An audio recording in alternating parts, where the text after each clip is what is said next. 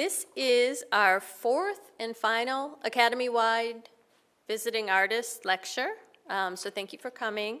My name is Lynn Tomaszewski. I'm the Dean of Academic Affairs here at Cranbrook Academy of Art, and tonight it's my pleasure to introduce Yuri Suzuki.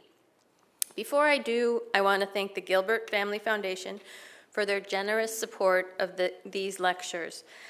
This year, the lecture series has brought 7 artists, designers, and architects to campus to give a public talk and spend 2 days in the studios with the students.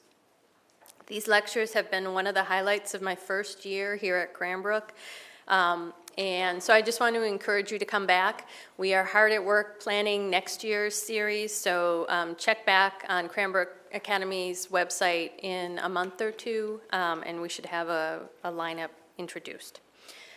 So tonight, I'm happy to introduce Yuri Suzuki. Yuri is a sound artist, designer, and electronic musician. He designs pieces that examine the relationship between people in their environment by questioning how both music and sound evolved to create personal experiences. Born in Tokyo, Suzuki studied industrial design. A collaboration with Maiwa Denki, a performance art collective known for producing nonsense machines, led Suzuki to begin his exploration of music and technology. This interest was further developed in London, where he studied product design at the Royal College of Art. Collaboration is central to Yuri's work, and he has partnered with musicians Will I Am and Jeff Mills, as well as commercial clients, including Google, with whom he developed a unique AR music kit. Yuri Suzuki is an award-winning designer. Notably, a 2016 Designer of the Future Award was given to him at Design Miami. His work has been collected by several international museums, including the Museum of Modern Art, New York, and he has had both solo and group exhibitions at the Tate Britain in London, Mudam, Luxembourg, the Museum of Modern Art, New York, and the Museum of Modern Art, Tokyo. So please help me welcome Yuri Suzuki.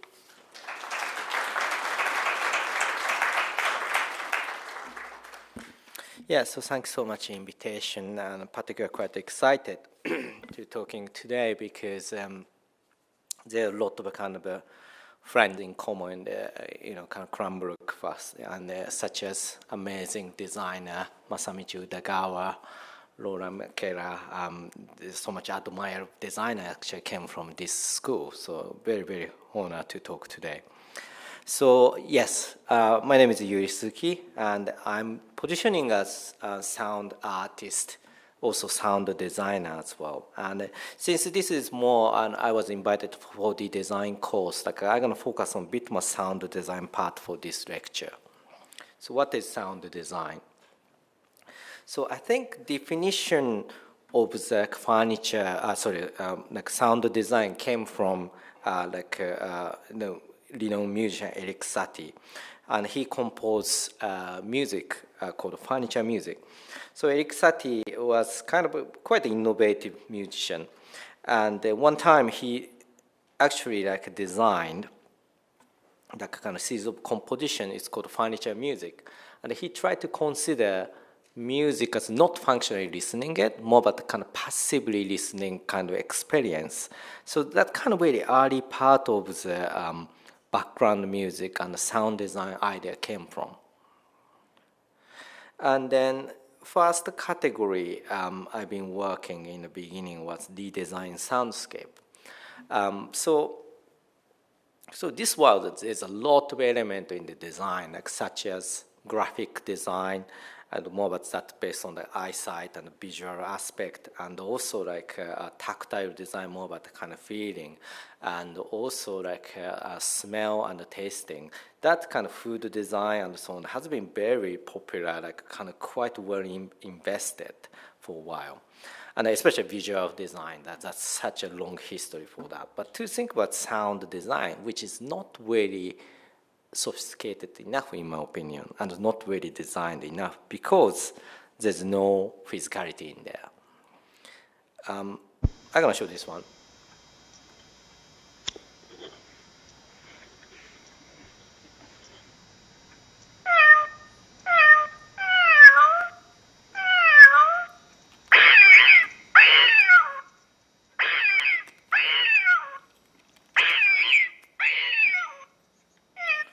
So this video was kind of, I found on the YouTube, it's called the most annoying clock in the world and so on. But just think about,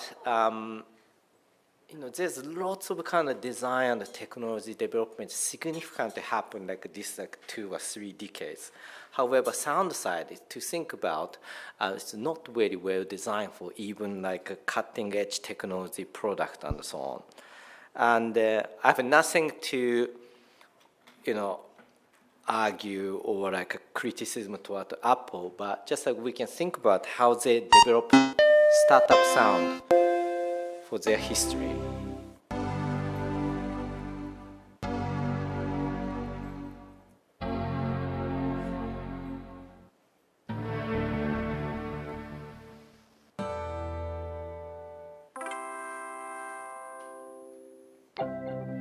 So once kind of tended to be company stuck on like one identity of sound and stuck on one thing, just repeated to using for long time.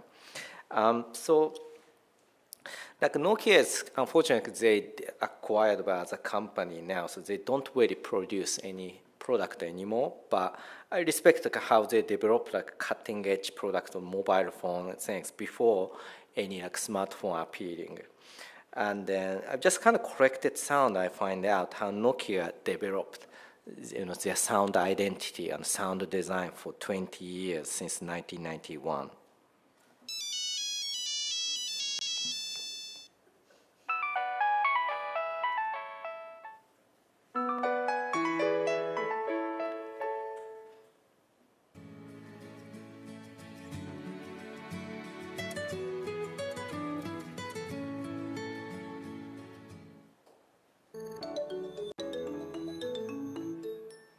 Can you like a little bit volume up, actually? So, thank you. So think about the company like has got a great history of the developing like technology and also product design, and also like interaction design aspect. However, sound side, as you can hear, like just one stick on one melody, they never change it for like over 20 years. Then actually, interesting factor, this melody is coming from like quite beautiful guitar pieces by like Mr. Francisco Tarrega's like one like a composition called Grand Baus. So if you can hear where this melody came from.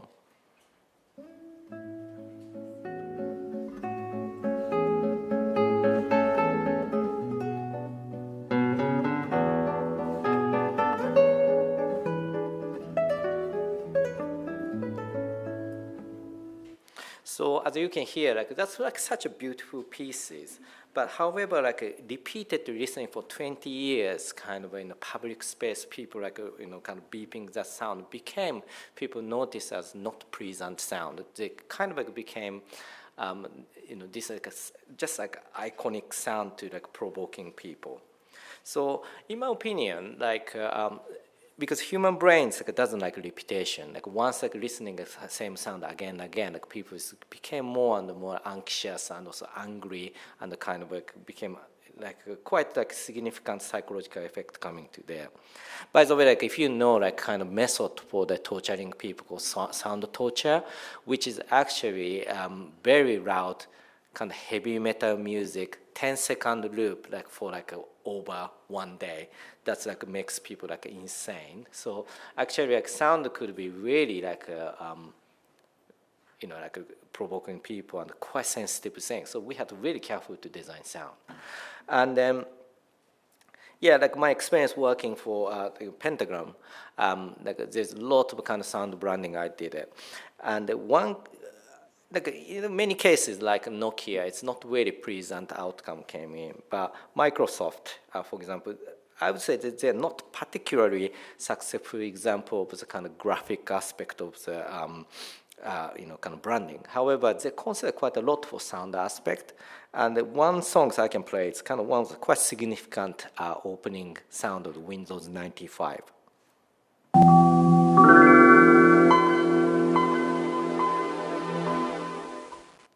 So Microsoft Windows, actually each time they are updating it, actually they are changing identity of the sound. Then Windows 95, particularly quite popular composition, and then like so many, people is actually stretching sound, making 1 hour composition of Windows 95 startup. And I just look for why like this music particularly quite popular. The reason why is they commissioned Brian Eno in 1995, and that's quite famous for one of the quite expensive commission ever for short composition, I think. So I think like, really important to think about like repetition, and that's one element we shouldn't do much in a way. So I can talk it later for how we can solve this problem. Also talking about public sound design and public signage safety and so on, they're really well considered, but tend to be sound aspect is forgotten. And this train called Dockland Rail Service, relatively quite new rail line like established in London in 2004, and we can hear significantly bad sound design here.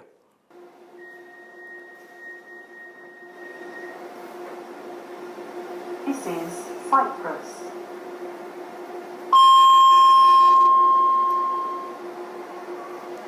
So basically this train, each station like making this kind of ping sound, like that's actually 2,200 hertz, which is actually like brutally vibrating your eardrum. So it shouldn't be used for public transport sound design. And then this is something great example from Switzerland, because Switzerland is quite conscious for wellness, health and wellness part. And they set up like one particular train carriage has got volume control for announcement control. So I thought that this is a very, very beautiful sound design example. And also like, of course, like not only sound designer, also product designer, also thinking about how to improving situation for sound design. For example, like Eames, basically they came from this school, and they created really like beautiful doorbell pieces for their own case study home.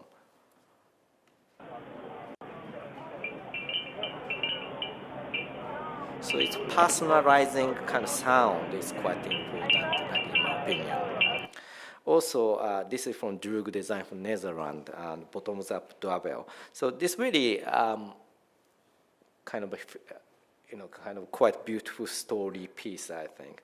So basically, there's two glasses in there. So once you click on like a doorbell and making kind of really beautiful cheered sound on the glasses.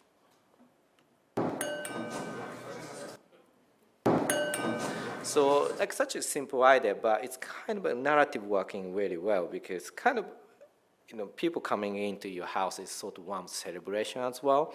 So I think I was really inspired from this project, and I did one project for design for your doorbell. And I was invited for Jaspis in Stockholm for like a design residency in the back 2000, I think, like 9, I think. Then I was conducting series of different sound workshop, and this is one of them. So we are talking, I repeated talking about kind of customization for each environment for sound is quite important. Then I created sort of kit you can build your own doorbells. And I invited kind of several different professional people, such as designers, artists, and musicians, to creating totally different aspects for the like sound doorbells. So these are kind of quite unique things, like such as, this is quite similar to previous one, but the kind of wine glasses that constantly pitch to be changed, and also instead of using kind of mechanical sound, like they're using kind of hard breaking sound can be, instead of doorbell and so on. So there's a very, very interesting outcome in there.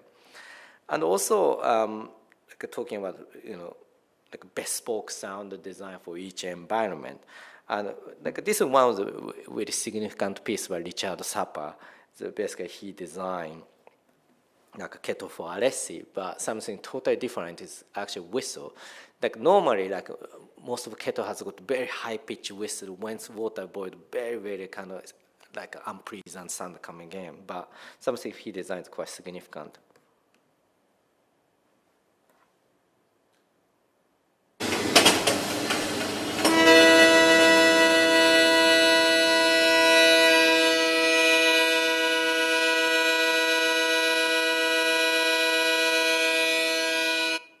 So as you can see, he set up two different whistles, like almost a harmonica kind of sound, and making very beautiful harmony each time, like water is boiled. And coming to this idea, so personalization and the bespoke sound design, I came up this project called Musical Kettle. So basically, this is a musical kettle. So this kettle has electrically operated, kind of bulbs in there. So when water is boiled, playing your favorite music, and you can program different music each time. Obviously, not very perfectly working, but you probably understand what I'm for. And another element I'm talking about is between sound and noise, because this is a really interesting topic, because noise is something unpleasant sound. Sound is something acceptable sound in the way. And there's really like a kind of border between these two sounds. So this really interesting video by a Swedish director made this short video. So maybe we can see a little bit.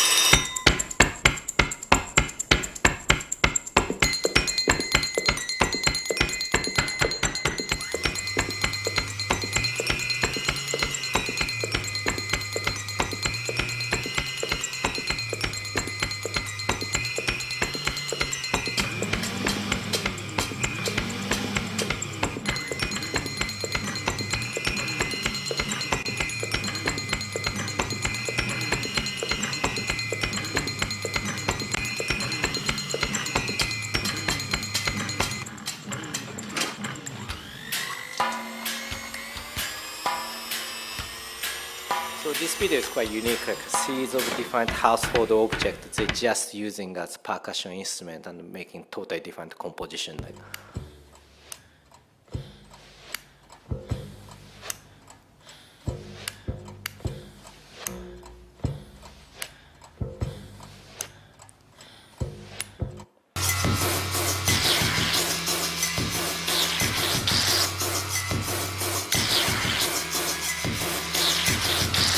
But something I have to say, each household object making individual sound, if there's without any order on the rhythm and the song, also melody, people treat as noise.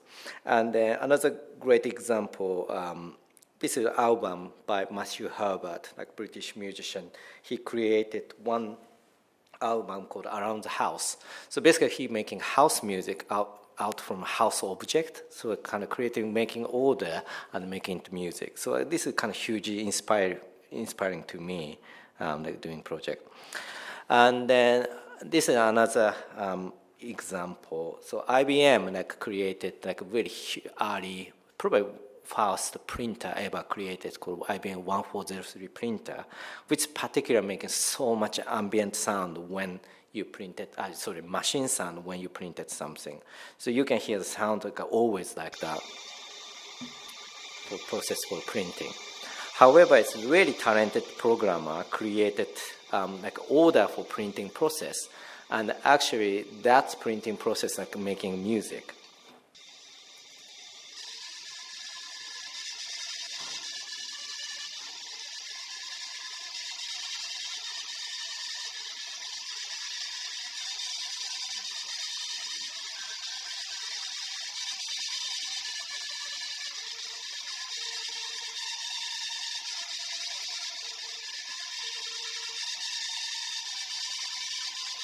So this is one of the great example. Once put in order and the melody, and the people start considering for like noise into the music and the sound.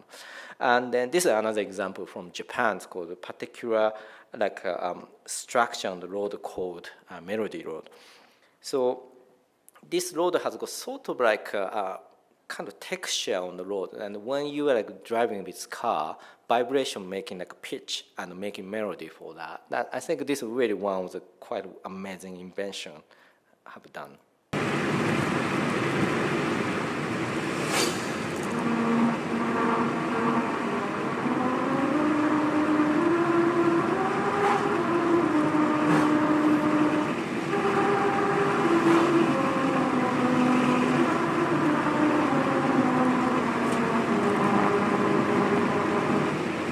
So I think that this could be the instead of masking sound and so on, like just put in order for process for like a rhythm and so on, like people start consuming sound more present.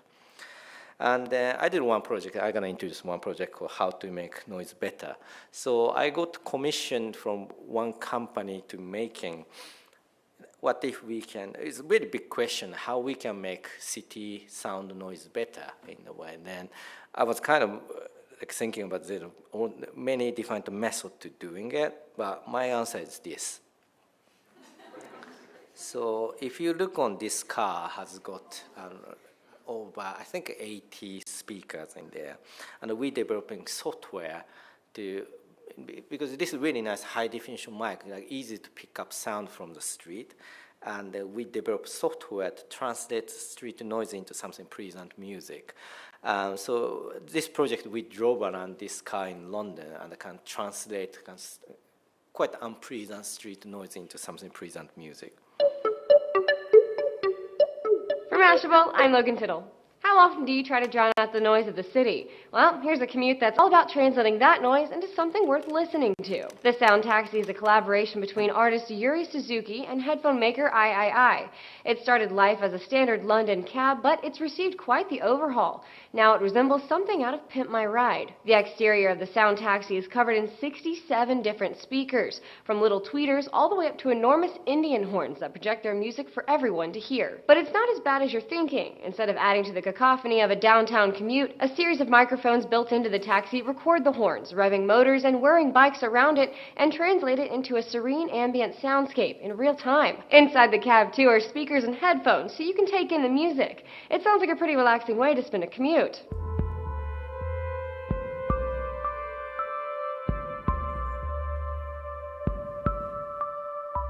The project was a promotion by III for a new line of headphones, and sadly, it's now ended. But the cab isn't turning off the sound just yet. Suzuki wants to do a live show out of the back, where the cab itself will add to the music. For Mashable, I'm Logan Tittle. Yeah, so I think this project we drove around London in 2012, and each street has a totally different sound. And then what we try to do is generate a brand new music for each street, and we keep updating on SoundCloud what kind of generation music we create there. So that's one attempt I tried. And coming to we're talking about noise, and we're going to talk about designing silence. So it's a really interesting property, and I'm not sure you are familiar with this particular sound called white noise. So this sounds like kind of after midnight TV kind of sound, but which is actually has got a lot of interesting property in there. So I'm gonna introduce one project called white noise machine. So I'm not sure how many people familiar with noise cancelling headphone, and that actually two methods to deleting sound. One is the inverted sound, so ambient sound, the inverted sound to match into there, start deleting sound. Then you can masking on top. Has got white noise, and you can actually kind of feel like silence in there. Then I did one residency project in New Delhi a long time ago. I had to come up some idea in there. And the New Delhi's place has got, I love in general street sound and so on, street noise, and particularly, kind of each country, each city has a totally different character. But this is the only time I couldn't really stand anymore with kind of all noises, because people generally kind of behavior to like shouting it, and also behavior for honking the horn, then very like noisy place ever I've been. Then I was kind of trying to do project about how we can like reducing that noise, and maybe I can using white noise attacking to the noise to making silence. So this is just like a conceptual product, but I'm really like inspired from Art of Noise by like Luigi Russolo. Like he created first idea to making noise instruments, but I want to make something like opposite, basically like a instrument making like a like not making sound in a way. But I just conceptual piece didn't really principle work, but you can see like how it's out there.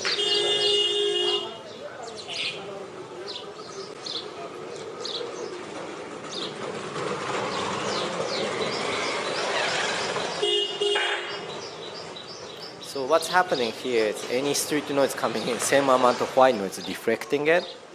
So, but it's became like a children toy in there.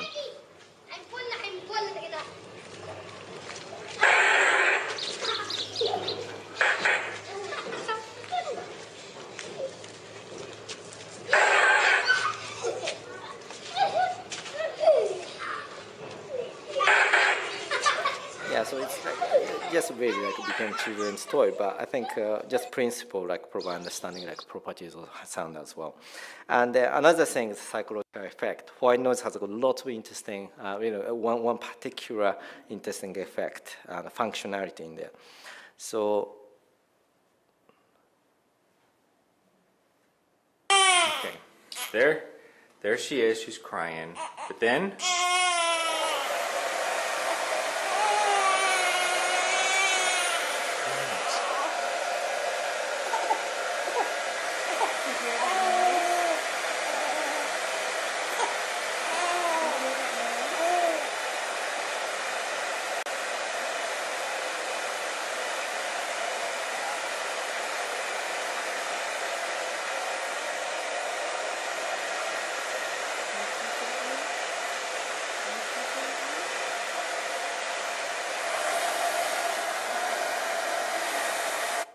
So if I look on internet, like for example YouTube, like how to calm down baby, then like there's lots of example, many parents creating white noise from daily object. For example, shower sound or like kind of fan.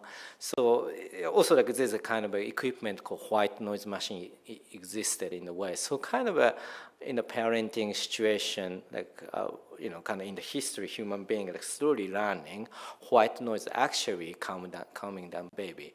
And the scientific factor is actually reason why like a baby's kind of calm down with white noise is actually kind of inside of the mother's body has got exactly similar white noise sound like they've been like listening to. And I did a project called like Child Chira kind of project, like almost like white noise trumpet. So one factor that it's as much as I really love electronic music, but kind of growing up process to like make children to listen like too much electric noise actually has a bad effect. So I tried to make insight how organically creating white noise. So basically this acoustic instrument, if you blew into this structure making sort of like sound of the white noise and they amplified with things. And when the baby's crying, like using like that to calm down baby. So that kind of like a kind of usage of the sound is quite unique. And also sound, how much sound is affecting to like people's like psychological effect. And another example is a little bit dark one. It's called this song called Gloomy Sunday by Damien, it's quite famous chanson singer from Hungary. So this song is apparently like causing 12 people's suicide because of the melody is too dark and how much people to get depression from this song, like causing people to death. So that was kind of urban legend. Like there's quite famous story. Quite a lot, a couple of people died for this song, and I think Budapest forbidden to broadcast this song on the radio. But the music is very dark, like I was saying.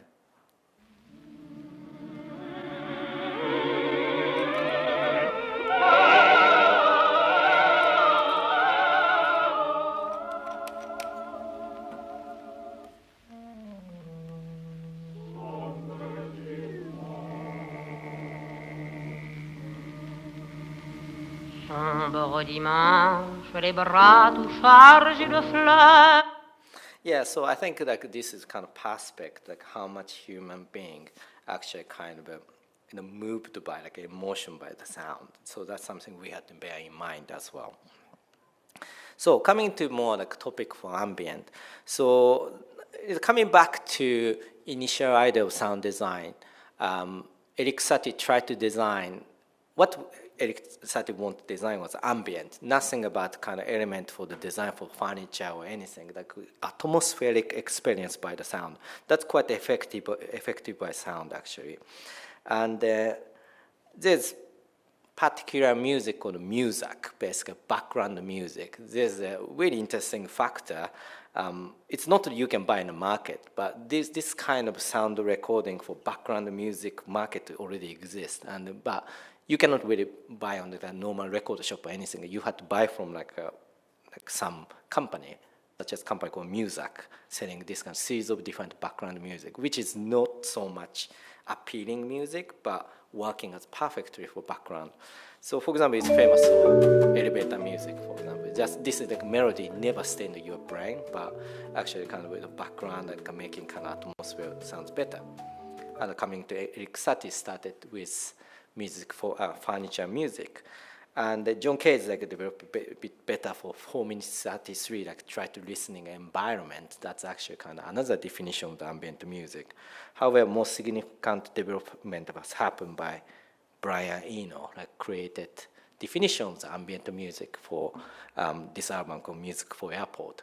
So I think like I'm more really interested in non-functional actively listening music. It's more about background music. Ambient music is quite important for our like more the wellness aspect because human brains are always consuming sound because in your perception, for example, like eyesight, if you close your eye, like you can actually avoiding to get more information, but listening is actually you constantly consuming it. So like what kind of sound you're consuming is quite important. Then look for like a reference from Japan, like particularly, it's not really stereotype or anything, I'm from Japan, but look for ancient Japan time and what kind of, they actually tended to install this kind of instrument, which is not really actively play instruments, basically make an atmospheric sound as a part of the house kind of design. So I thought that this is really, really great way to considering now what kind of our house environment and how sound like increasing wellness. So I recently developed this project called Ambient Machine. So it really came from my experience at pandemic because pandemic time you had to stay in one place more than ever. It was one of the quite unpleasant experience, and so many people actually realize how unpleasant listening same sound every day. Then I was dreaming to create sort of sound conditioner because air conditioner exists. Why not we can make sound conditioner? You can actually compose and also adjust your favorite background sound. So this unit has got 8 different sound and also different sound effect. And you can sort of customizing your favorite soundscape in your home.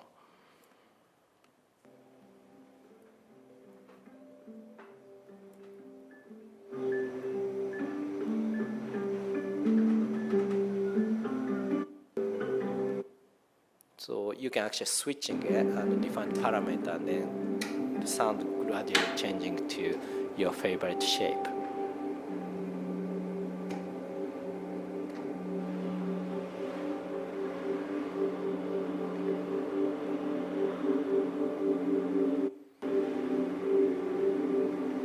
Then again, coming to question, this project was like electronically not really 100% sophisticated, but it's still functioning quite well. But in either world, if you're customizing sound or music, you don't want to have a repetition.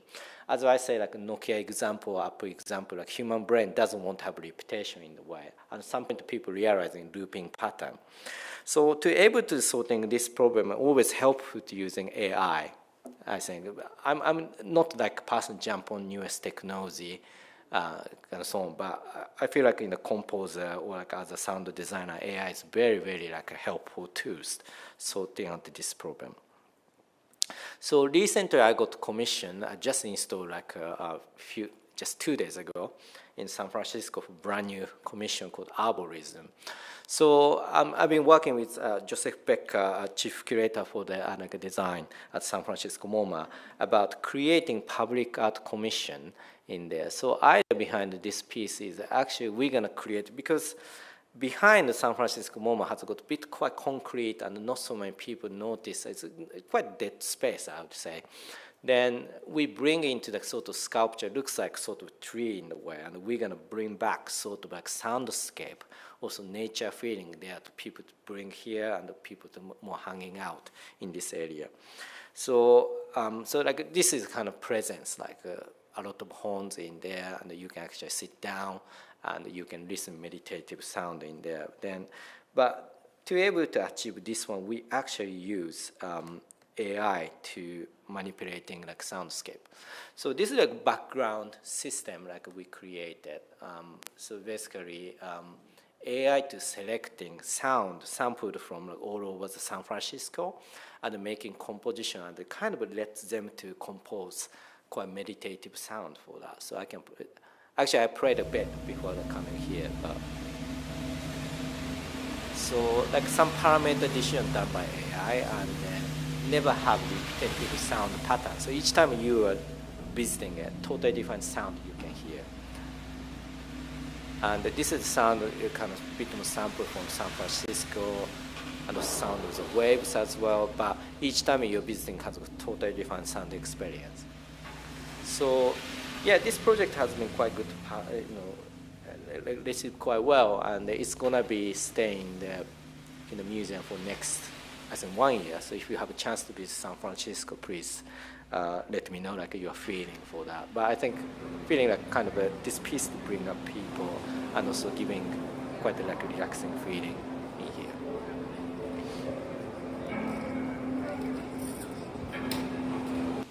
So just like turn off this one now. Okay, so coming to next slide. Then yes, then related to that arborism project at San Francisco MoMA, my mission to do more as a part of my mission as a sound artist and sound designer is connecting people through the sound. So something like I've been working for this like probably last 6 years, 7 years is more about kind of public art project. And I'm gonna show one project called Welcome Chorus.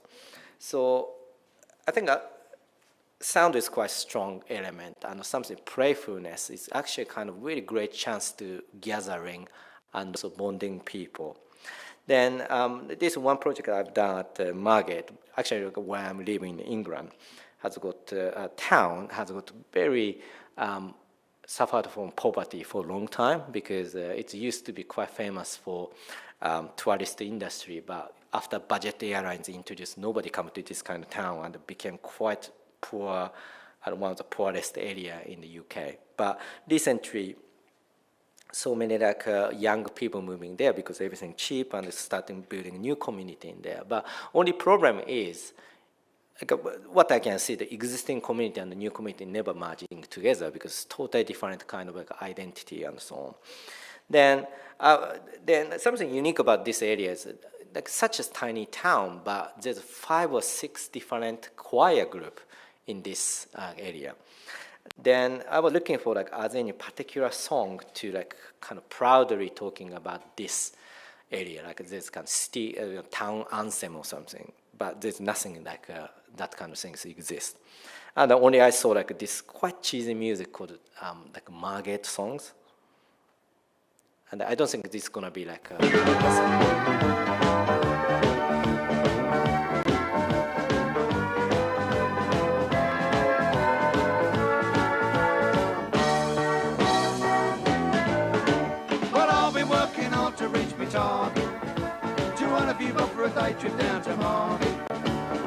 So this is a song only I can find in the kind of talk, song about Margate.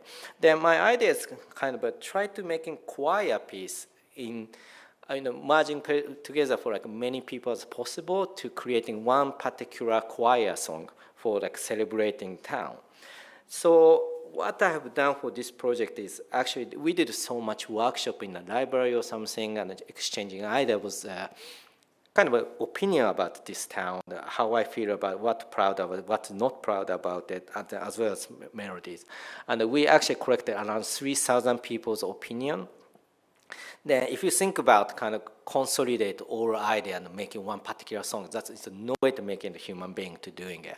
So we use AI and creating algorithm based on what people supply for the lyrics, also melody.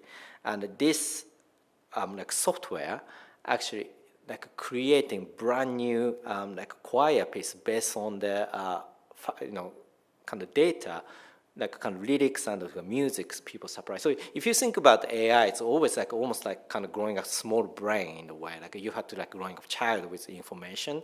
So this song is everything like created based on what people submit about. So I tried to make sort of democratic way, and everyone has ownership for the sound. So this is like a really robotic voice, and it's computer generated. But you might be quite surprised how lyrics is quite sophisticated. Due to a falling out between the solidarity, the local authorities started enforcing to clean up after the statue left, which was a roadblock to the recent built some kind of structures. But the statue has been moved to a more accessible place where it will be safe for future generations.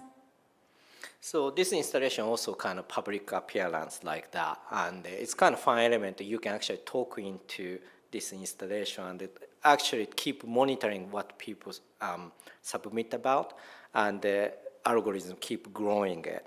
So this installation every 2 minutes, like creating brand new songs. Like we've been recording over 5,000 different sound recording, and people coming in interact with this piece.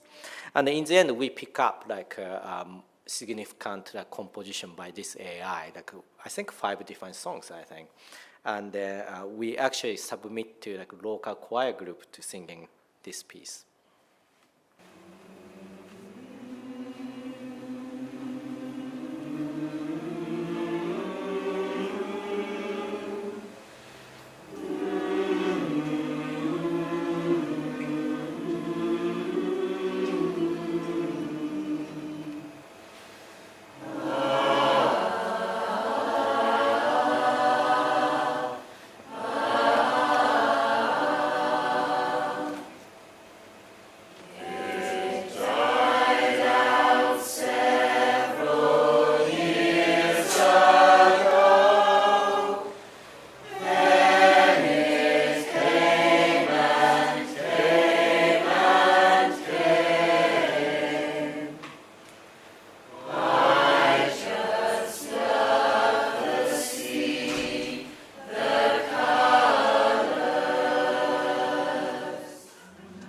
So I think, so after that, we actually made a record about this project. And one side is kind of pick up 5 our favorite and kind of choir piece song and the local choir group singing it. So actually kind of a, even actually existing community, like they really came for fun to like talking about interact with that installation and the actively involving process. So like I tried to make a sort of co-collaborative platform through the sound.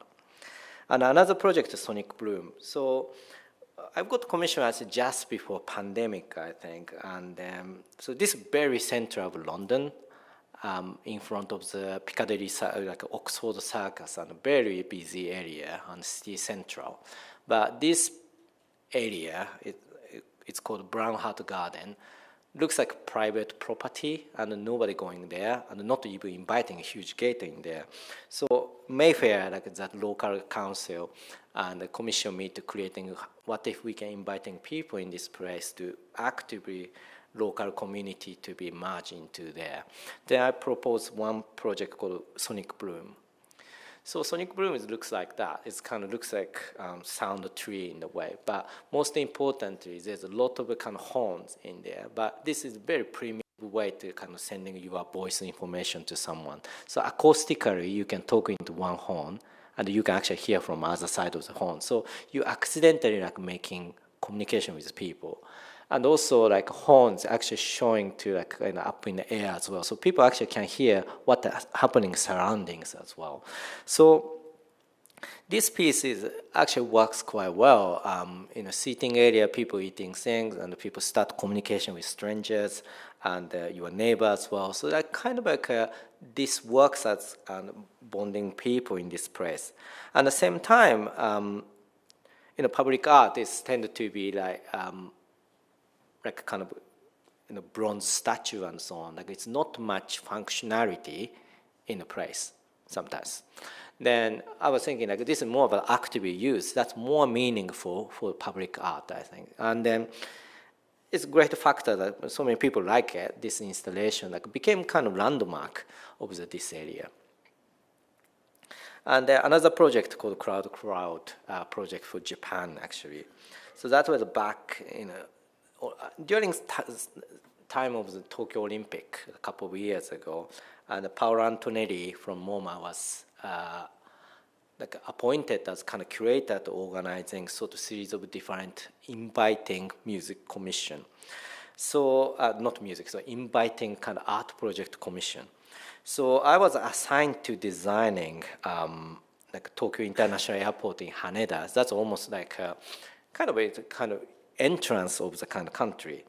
Then, but that time was quite sad. In the end, like nobody came to Japan because pandemic, but nobody know about this installation. But I can describe what I want to achieve for. So first of all, I was more interested in sort of language because Japan is quite simple language, like only have got 5 vowel sound, a, u, e, o kind of sound, and also some syllables in there, and the combination to make in Japan language. But despite that, the kind of English has got much more complicated vowel sound. However, if you break down to like syllables and also vowel sound and randomly playing it, sometimes you can hear like similarity for different language. So we collaborated with a Japanese kind of singer for Miu Hosoi, and kind of break down into Japanese language totally different way. Like then we put into the like each one is kind of microcomputer, and I put into the pattern, so randomly playing like these like voices, and accidentally people can hear like similarity on the language and so on. So this is really about welcoming people, showing similarity for the culture and the language. So again, like this quite similar piece at San Francisco MoMA. Each time you are visiting, it's totally different composition you can hear, so it's never repeated. And it's quite a large piece, and then design-wise inspired a lot from Japanese folk kind of art things, because it used to be Japanese people kind of treated kind of crowd as more but like kind of golden and also black in a way. So we're actually using that reference to making color for that. So basically this composition looks like crowd. So that's why it's called crowd project.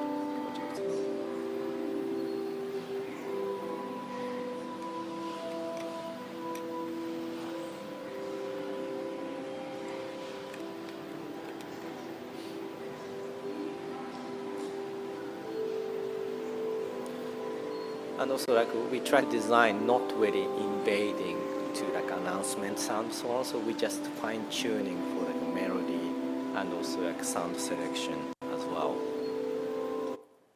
So that's kind of final result. Then it's coming to again like bonding people project, and we did it called Sound of the Earth. So this came from pandemic time. So this commission came from. Sarah from Dallas Museum Art tried to commission me to creating platform to people to start communicating again through the website, because that time people have to stuck into the one your house for forever. So this website functional during pandemic time to basically kind of blank Earth map, it's a sound Earth map in a way. And then you can actually submit your own sound, and at the same time you can browsing sound. You are kind of through this website, you are feeling like still part of this world. Oh yeah, but we don't have that. The soy sauce we use. That's right.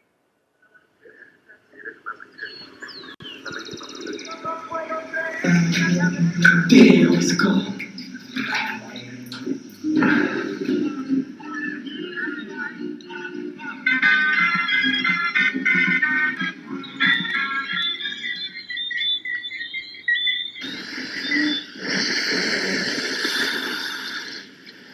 So I think over like 1,000 submission for this website, and this dot representing sound recording and quickly analyzing geographic position where it's recorded. So for time being, like a kind of blank sphere became like a world map in a way. So that's what's really great to see the process for this project. And then a little bit after, like we did so I think a really interesting factor, after pandemic, like this sort of hybrid experience was necessary because some people cannot physically go there. So physical art pieces need to have like one layer of the web presence and internet presence.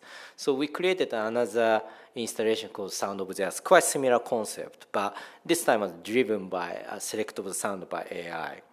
And we have a website, you can hear the sound, and the AI to selecting kind of similarity in the sound, kind of which is submitted from like this website, and you can browsing this experience with your phone or like website, and at the same time you can go real scale huge installation in Milan. So that was presented at Milan Triennale in 2023. So this is kind of final category and something related to being in Cranbrook or Detroit, Michigan as well. So I'm going to talk a bit about musical activism.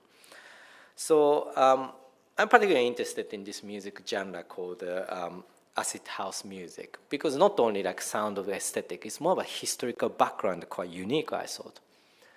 So this small like kind of this is called synthesizer, basically making sound, and by a Japanese company called Roland. They sold this product between 1981 to 1984. So idea for this piece, this like musical instruments, to try to mimicking bass player. However, sounds terrible and nobody buy it, and one of the most unprofitable product ever this company produced. However, that resulted quite amazing factor and developing a lot after that. So much like a musician in like Chicago and Detroit and kind of went to the shop and probably buying this for like $20 or 50,000 bag to buying this instrument, making brand new music. And that led to like kind of particular genre called acid house music. But really interesting thing is, for example, like this, not only acid house, but also techno and rave scene. But one's called Psychic TV from the UK, and KRF and Copyright Liberation Front, and also Underground Resistance from like Detroit. Basically, they're activists like rather than musicians, I think. So they're against the government, like what can need to be changed, and there's really political opinionated people like creating music that time, and still. Then what's happened to like all like acid house movement? Because acid house was more developed in Chicago, I think, but imported in the UK and became a big thing called Second Summer of Love. So that time, like young people's kind of basically quite similar timing as kind of in the UK has got terrible government, like probably here as well maybe, but like conservative government we have, they doing politically wrong and so much thing, ethically wrong things. And at that time, quite similar, Thatcher was like prime minister at that time. So young people has got sort of placed the need to be like, against that and so on. Then I think almost like, I feel like acid house music became protest music. And then there's a lot of acid house party everywhere. But it's resulted like it's everything to be forbidden because the government kind of basically stop like these parties. It's called the acid house like law, I think. So it's quite famous law about basically government to ban to do this kind of party. But I feel like kind of similar timing now we have. It's kind of extreme conservative time, politically quite wrong. Then like I did like one project like after that inspired from this movement. So this is called the Acid Brexit project, and then. So UK is kind of a very stupid country, I would say. Like they say they are really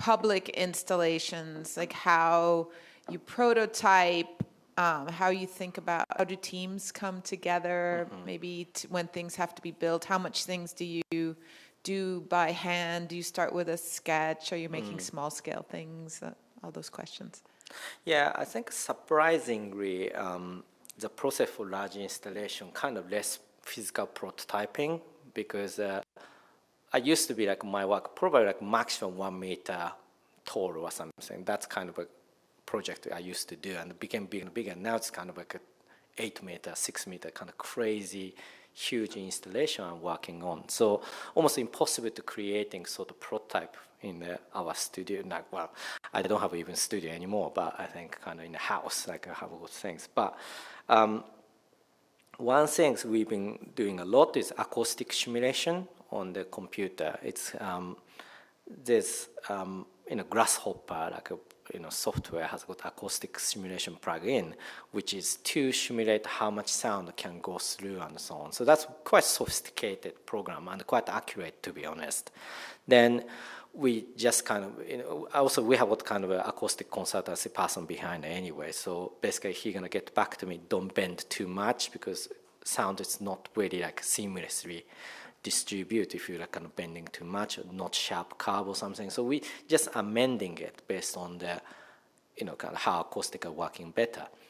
And in terms of the sound, it's quite, always I would say quite gamble as well, because once going there, totally different acoustic is very difficult to prepare in advance. So if we're going so bad, like we just keep developing a different sound content to be add after, such as San Francisco MoMA installation for now. It's actually sounds good so far anyway, but I had to monitor next 2 weeks how people reacting and there's complaint or like anything happening, and kind of we had to change it based on that. So that's probably like a large installation process, I think. So yeah, surprising there's not much kind of real prototype making and a lot of contract reading. So that's probably like that's kind of reality for that.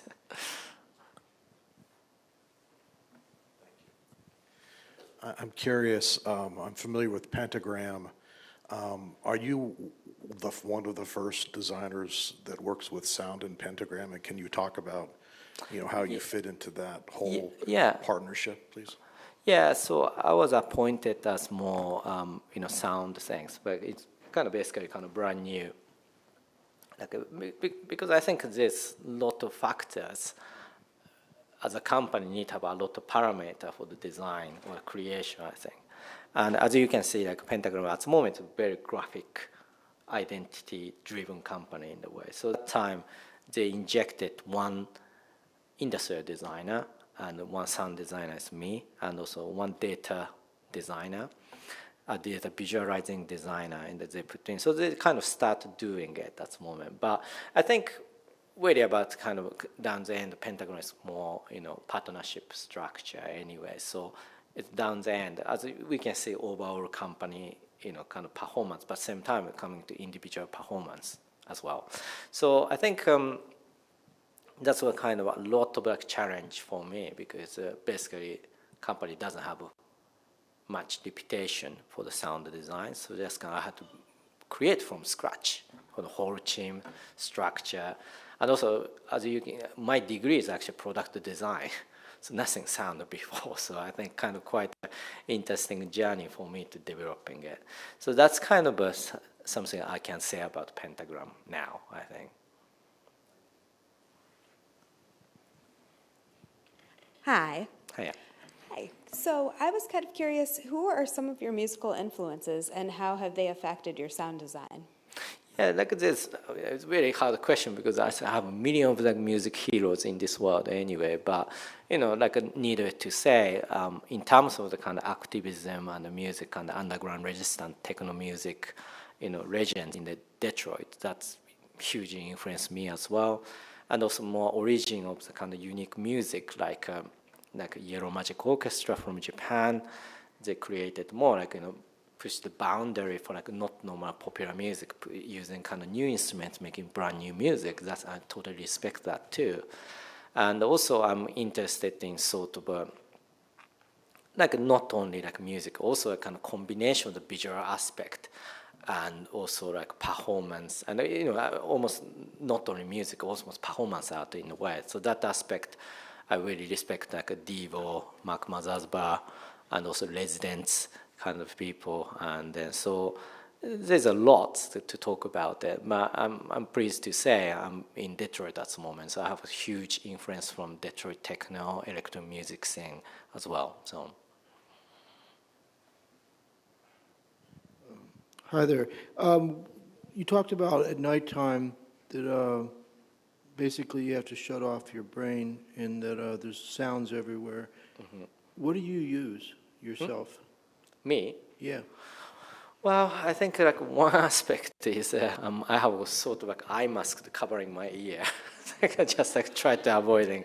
So it's called a company called Drowsy or something, quite fancy, expensive eye mask company. I'm using that one for nighttime. But I think because I heard a very interesting factor why alarm clock is actually making beep sound in the morning, because everything like your senses shut down, but only sound is actually active all the time. So I think that kind of I'm thinking about the importance of what to consume in the nighttime, I think. So, but personally, as I said, I'm using kind of a bit fancy like eye mask and covering my ear. So that's that's what I'm doing now. Hi, I have a couple of questions. So one is the installation in Tokyo. It's over here. Yeah. The installation in Tokyo, was that like temporary, or like how long is that going to be there? That's a 6 months project. So that's quite sad, because that time, Japanese government not allowed to go to Japan. So just basically nobody goes there. Then I think they lifted a little bit policy for the COVID policy in the end. So me and my family able to going there. Then week before I'm landing to the, like Haneda Airport, they took down my installation. So I couldn't see that installation in the end. So that's what quite a shame. So that's what temporary. However, they're willing to do like touring or like showing other place in the future, I think. But if we like financially works out, I think. And the second question is, how do you decide where your installations go? Like you've showed San Francisco, and I think the other one was UK, I want to say. Mm-hmm. Yeah, like how do you, is it like personal connections? Is it geographically looking at a map, or? No, like I'm kind of a quite lucky position in a way, like someone actually contact me to do something. So it's more of a commission always. Like I'm kind of not, sometimes I have self-initiated idea and kind of proposing to some people to make it happen. But most of the cases for public art project, I have got kind of an inquiry from client or like a museum sometimes, and sometimes kind of commercial company to making some artwork. Good evening. Thank you. Thank you again for sharing your work with us today. A couple questions. One, in terms of AI and its relationship to your work. How much do you see that growing in terms of, it seems like you're very interested in this sort of democratic compositional approach to it. I think kind of there's certain parameter of the danger in the AI, I think, because AI could take over quickly for like our creation part as well, and that's already happening, such as kind of a visual generation is quite sophisticated enough, and in fact some sketch artists like losing job because much faster and better quality and cheap price to doing it. And the same as music, because music still hasn't done yet much, but I've been using for brand new Google's music generative platform that pretty much accurate and pretty much good quality. So we'll be quite soon like all like sound designer losing job as well. But I'm not really interested in like again, like I'm not kind of person not excited about kind of virtual reality or like kind of augmented reality kind of thing. Like I'm not really fascinated about brand new technology kind of person. But AI particularly able to do impossible tasks. For example, we're talking about kind of don't have, so what if like if I'm composing music but I can't really repeat, like I have to compose ambient music for sort of like a museum purpose or the company, but I can repeat the same melody for 5 days or 6 days kind of a thing. That's almost impossible task for the human, but AI possible to doing it. If I have 1 hour worth of the kind of composition, just machine learning, then AI is actually mimicking my kind of feeling of the music for like infinity amount of time. So that's actually quite useful, and which is above human scale.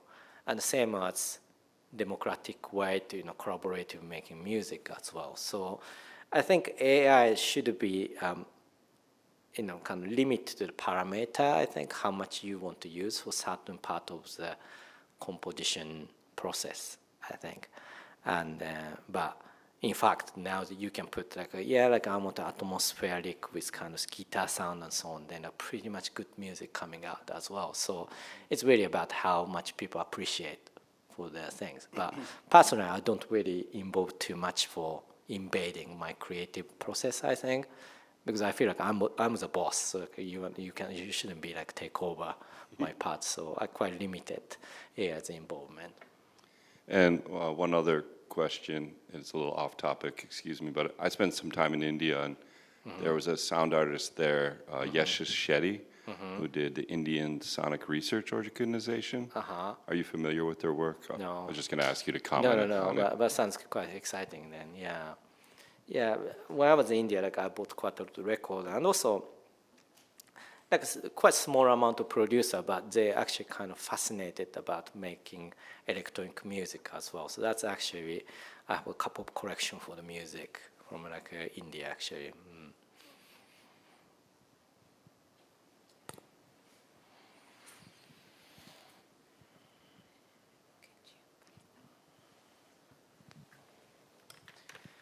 Hello. This isn't like directly related to your work, but I am curious, since you think about sound a lot, if in the day-to-day you wear headphones all the time. Do you wear headphones all the time, or do you like to listen to the world? Well, I think kind of, I think headphone works great in isolation because for example, I'm living in like a seaside town called Margate, probably 1.5 to go to London. And at that time, sometimes kind of people's behavior is not well inside the train, like people so loud and so on. Then actually I switch on like a silent, noise cancelling headphone, then actually I can make my personal space. And I think 6 years ago, I think, like I did one workshop for a company called Panasonic in Japan. And we talked about how much, like, instead of partition making your own space, actually wearing headphones much more effective in a way. Then they created a really interesting product after my workshop has got sort of like covering like eyesight until here, and you can actually have a noise cancelling here. So making minimal personal space product actually, like they created as a product in the end. So that I think that aspect I'm using headphone, but generally, I do like kind of consuming, sound all the time because when I landed Detroit, I want to listen to the sound of the airport as well. So I, walked around with that headphone. But, inside the airplane is quite noisy, so I always switch on as well. So it really depends, I think.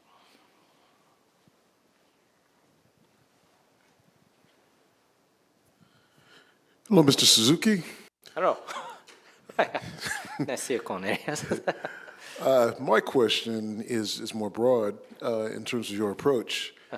I'm thinking about the thing in Oxford Circus, and also in Japan with the horns and things like that. When you create, do you create with intention? Is there an intention that you want the people to have, or is it more open? I'm just kind of curious in terms of your feeling towards that piece of it. Yeah, that's actually quite a good question in a way because like working for public art project cannot be one artist's ego at all in sometimes. So it's have to work out to the community always. So for example, like a very interesting fact is when I made that Oxford Circus piece, like horn everywhere, I already received a complaint already, looks noisy. But like I had to describe to her because she was scared.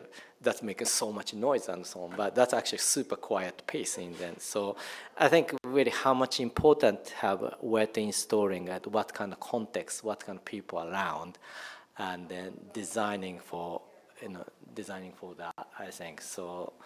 Yeah, I think quite process should be a bit more like listening around. I think. So it's. But anyways, sorry, I kind of just kind of bit distracted. But I think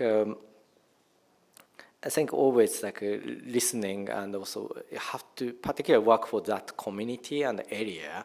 That became priority rather than my artist vision. So that's authority sometimes take my community or sometimes council. Sometimes with a museum as well. So I'm just following guideline always. Yeah, but actually great question for that because that's actually kind of, I'm struggling all the time as well.